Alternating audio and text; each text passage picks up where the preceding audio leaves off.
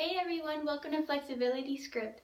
This video is going to be going into the use of the Voodoo Band or the Voodoo Floss Band in order to restore normal health and function to our elbow. So it's going to be we're going to be wrapping the elbow. We're going to start a little bit below the elbow and then work our way up and then make this little X pattern if any Voodoo Band remains. So I know there's a video I have out there that goes into Voodoo Banding the ankle, and I really go into detail on what the Voodoo Band is and what we're doing. Just to kind of wrap it up for the video, no pun intended, the Voodoo Band is going into creating this compression around the muscle or joint. For this video we're going to be doing our elbow joint. If there's any inflammation or even swelling present, the Voodoo Band compression will make that tissue, that any swelling, any fluid, make that our lymphatic system take up that swelling out of the tissue just by the compression alone, and that we're adding a movement component to it as well. When we do that, the Voodoo Band is wrapped around our elbow and we're trying to get some motion going into it. Once we remove that Voodoo Band, that swelling and inflammation that may be present in the tissue or be a cause of some pain or tenderness that you have around the elbow joint, like in tendonitis, like golfer's elbow or tennis elbow, that Voodoo Band compression will end up flushing it out, like I said, via the lymphatic system, and then you get new blood flow that runs into that tissue and really saturates the tissue, creating this freedom of motion to the area, and any tissue that may have gone cold post-injury that may not be getting a lot of blood flow in that area will now have that blood flow restored and movement restored as well, and range of motion and pain relief too. So it's I feel it was properly named correctly. It does a little bit of magic to it. So to do the elbow, like I mentioned, we're going to start a little bit below.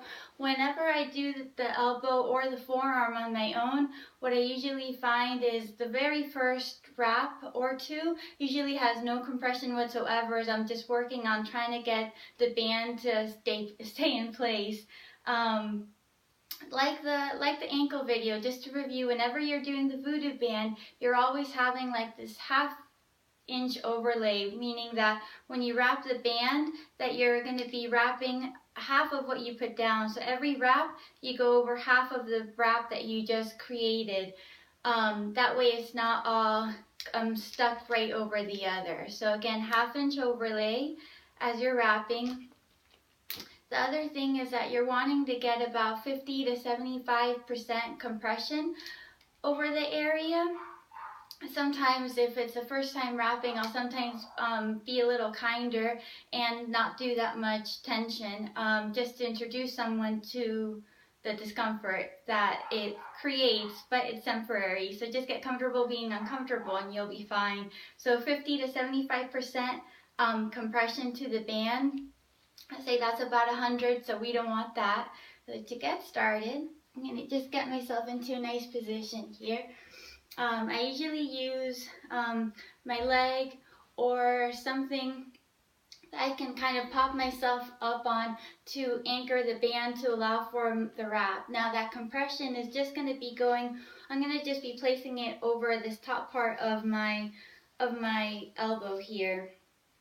Sometimes I'll put the band where if I'm feeling more stickiness here, then I'll put the compression more on this side, or if I'm feeling more along the medial side, I'll put more compression along there.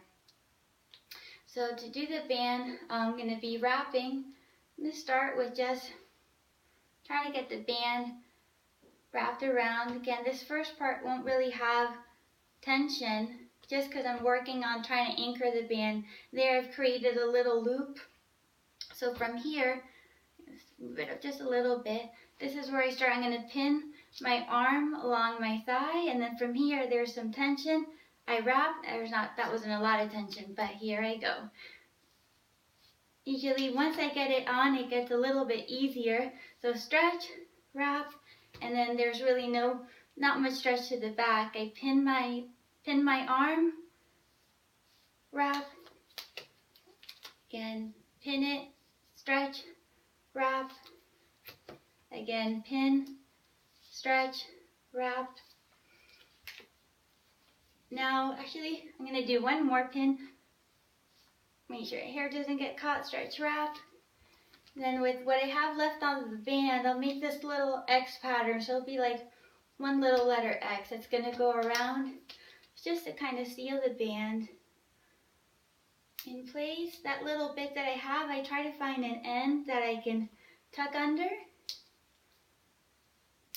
And ta-da! So now that the Voodoo Band is nicely wrapped around my arm, I can go from here very simply into just creating motion. So I can go into flexion and extension, though what I usually like to do is find something that I can kind of anchor myself to. I'm going to pretend my desk here is a wall. I can place my hand there, and then from here I'm going into creating some flexion, extension straight up, and I'll also come out to the side as well. Now once you're wrapped in the Voodoo Band, it usually is anywhere from 30 seconds to 2 minutes that the band stays on, and then you can remove it. When there's a lot of tenderness and discomfort, if I'm dealing with a lot of golfer's elbow or tennis elbow, it usually will feel a little bit more uncomfortable. Now this next part here is another way to get into it, where I sometimes place my hand right on the floor and then place it on this chair here. I'll pretend this chair is the floor, and then from here I'm just kind of winding the elbow up, out and around, out and around, so that the eye of the elbow ends up facing forward, the way it would when we're trying to stabilize in a plank position. So again, from the front side view, if this chair was the floor, I'd be going out and anchoring it back around. So just getting some nice motion going into the elbow. Lots of options, really. Once the band is wrapped, you're going to just try to create some motion to it. Another nice thing that I can add is add a rotational component to it. So I bend my arm, and then from here I'm just taking my hand, and usually this rotation here is a little bit on the sticky side, and that's usually where I turn, and I use my hand to kind of turn around. As you can see, it's getting time for the band to be removed. I'll come a little closer, but when your skin starts looking like that of a cadaver, you should be able to recognize that, and usually that's when it's time to remove the band.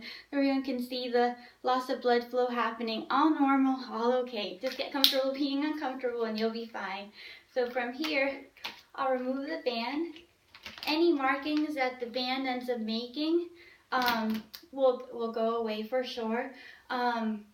You'll start seeing this nice rush of blood flow start coming back to my hand, to the elbow, and usually with that rush of blood flow and warmth, you start feeling a bit of relief, and sometimes that compression around the joint really feels good as it gets, as it releases all the tightness. So really great, again, for tendonitis issues.